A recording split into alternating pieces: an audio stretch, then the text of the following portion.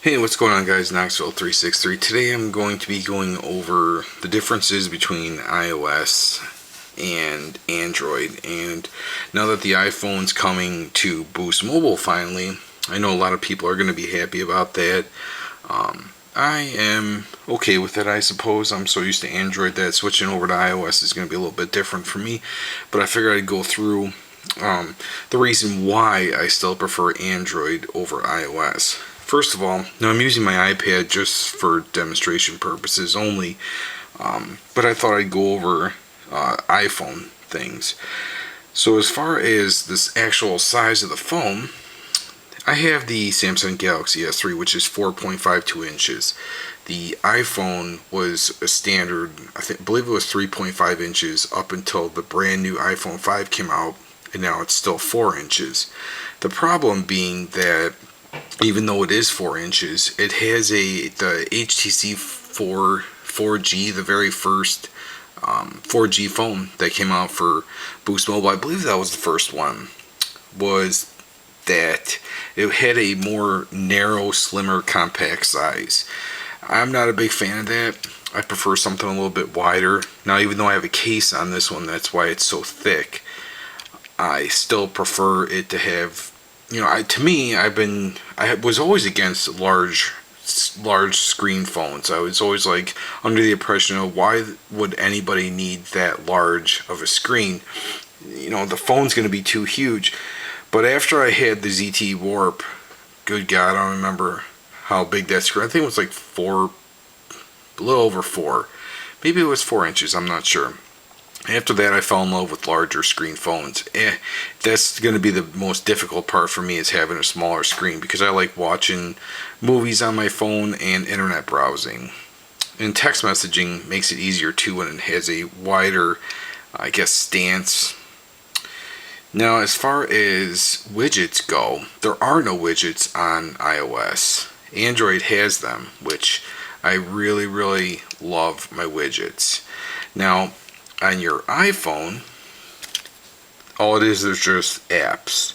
That's all you can have. You can't have the clock. The clock's just this little tiny print up top. And then when you, obviously, for the lock screen, it has it in larger font. I like having widgets. I always liked having my weather and my time right there on my first home screen. Another reason why I like Android more than iOS is for the fact that you need iTunes for everything. Everything. If you want to transfer music, movies, etc., you constantly need to plug your phone into a computer, which I think is ridiculous. I'm not a big fan of that at all. I'm always transferring files, and if you don't have a PC by you, well, then you're SOL. Another thing I don't like about Apple is the fact they have their own unique charger, which I'm sure we are all familiar with. Now you are stuck using this instead of the standard micro USB, which we're all very familiar with. If you have Boost Mobile, they've pretty much ported all their phones over, as opposed to the larger size USB.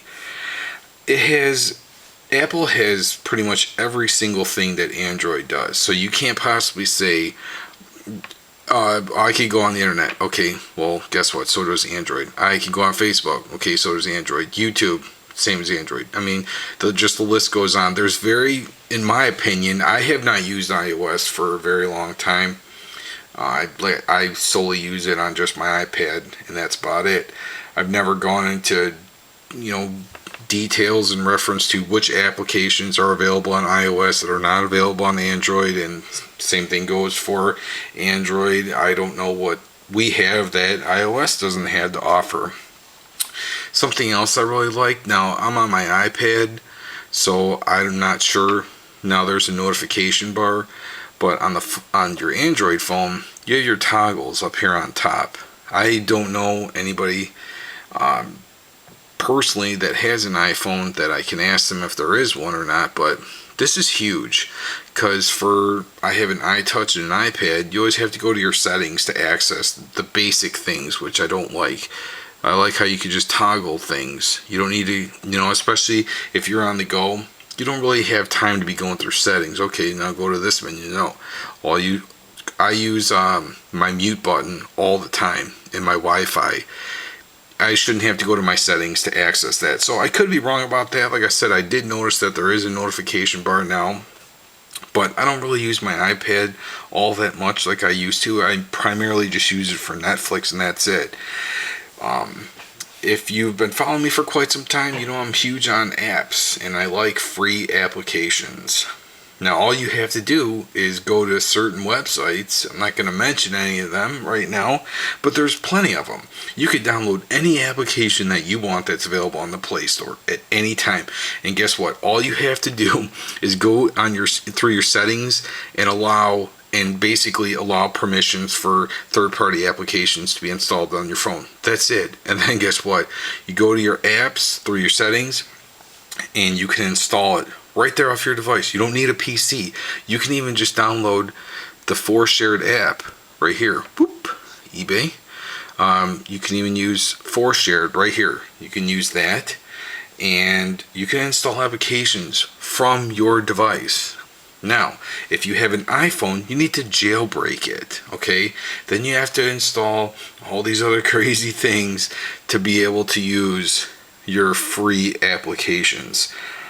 Another big thing, no custom launchers or themes. This is all you get. It's looked the same since the very first iPhone came out. You can have, if you go back all the way to my ZTE Warp videos, you can see I've used custom ROMs, launchers. You can't do that. When I had the Rubik's Cubes, remember that cool theme? I really liked that one a lot. I should probably put that back on my phone. I missed that.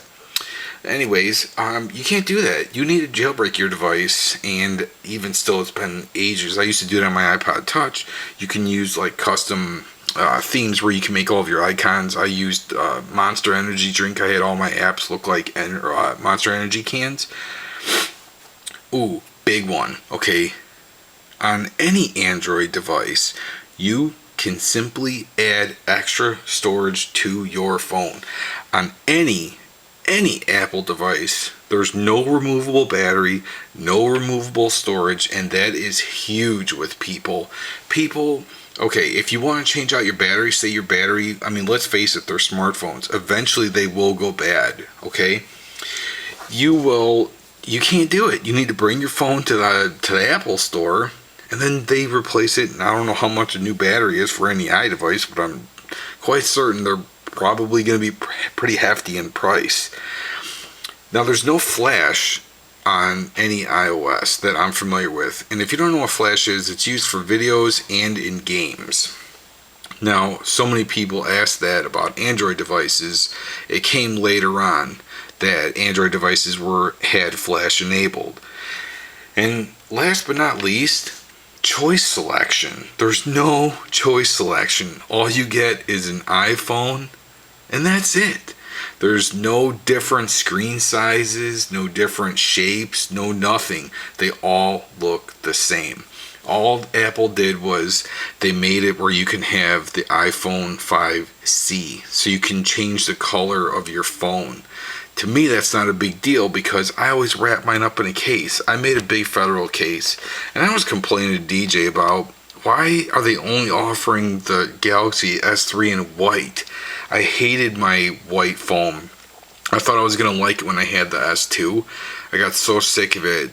And it didn't lose any of its color or anything, but only because I kept a case on it. So because of the fact that I protected my phone, it didn't get discolored, cracked, or anything like that. But if you drop it, I guarantee that would show a lot more. My point being that if your only other choice besides just what the model looks like is the color, you can easily change that. There's so many different case options, it's ridiculous. So those are my reasons why I prefer Android over iOS. I'm not saying that Android's far superior than Apple's iOS. I'm not saying that, but that's the reason why it's going to be very difficult for me to switch over to the iPhone 5. The only reason why I'm doing it is because I've had this phone for quite some time and I always like to switch things up. If I may have missed something, feel free to leave a comment below. And as I stated in my video that I posted up today, the iPhone 5, apparently it's just the C, will be available November 8th of 2013. And be sure you guys come back, because I will be doing a review and unboxing, and as well as a giveaway announcement of the brand new iPhone 5C. Also, if they are just offering the C, what color would you guys be interested in? And whichever color I get the most votes in, that's what color I will pick up. So thanks again for watching, and I will catch you guys next time.